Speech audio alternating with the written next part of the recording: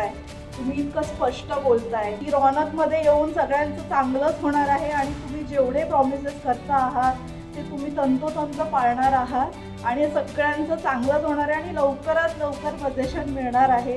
तर मी खरंच तुमचे आभार मानते की तुम्ही सगळ्यांना आम्हाला एवढ्या प्रकारे एकत्र आणलं आणि हा कार्यक्रम छानरित्या पार पाडला.